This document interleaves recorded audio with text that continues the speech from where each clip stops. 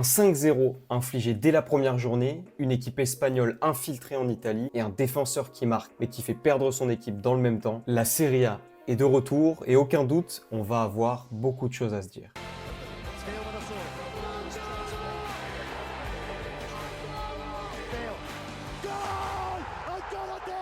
Face à la Lazio, Como démarrait fort sa saison à domicile et les hommes de Cesc Fabregas ont commencé à montrer une partie du football qu'ils étaient capables de pratiquer. Nico Paz a encore une fois été brillant, c'est lui qui trouve l'ouverture sur le but de Douvikas en première période avant d'inscrire une merveille de coup franc. Score final 2-0 pour les locaux. Côté Como, 5 Italiens étaient présents sur la feuille de match mais aucun n'est rentré pendant la rencontre. Il y a quelques jours, Cesc Fabregas s'exprimait d'ailleurs à ce propos. C'est très compliqué de former des jeunes joueurs italiens à Como car ils appartiennent déjà tous à des gros clubs. A noter que le coach espagnol souhaite avoir des joueurs dès l'âge de 15 ans à Como pour justement leur transmettre la vision du club. Éblouissant la saison dernière, Como semble donc reparti sur les mêmes bases cette année. Alors, vont-ils accrocher l'Europe à la fin de la saison? Dis-le moi dans les commentaires. Cette équipe avait réalisé un beau mercato sur le papier, mais la réalité du terrain a été tout autre. À Giuseppe Meazza, le Torino se déplaçait donc pour affronter l'Inter. Et mené 2-0 après 30 minutes de jeu, les Granatas sont finalement repartis avec une valise de Milan, défaite 5-0.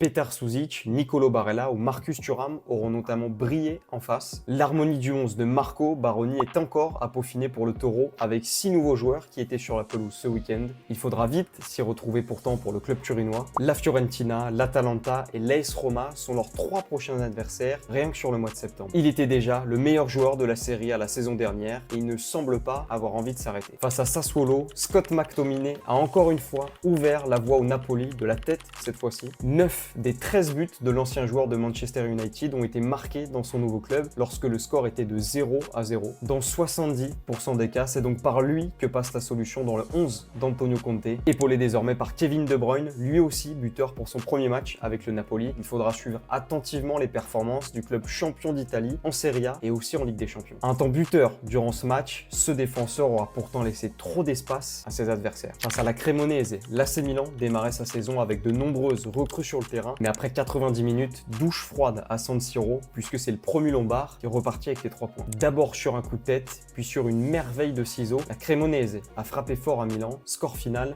2-1 pour les visiteurs. Strajnia Pavlovic, buteur pour l'AC Milan, reste pour autant fautif sur les 2 buts de la Cremonese, un marquage trop laxiste sur Bachirotto pour le premier et une attitude défensive trop passive sur le deuxième. La presse italienne annonce déjà la venue prochaine d'un défenseur central à Milan, ainsi que des tests derrière pour le match face à Lecce ce week-end. Les hommes d'Allegri sont déjà sous pression après un seul acte de Serie A. Et toi, tu retiens quoi de cette journée?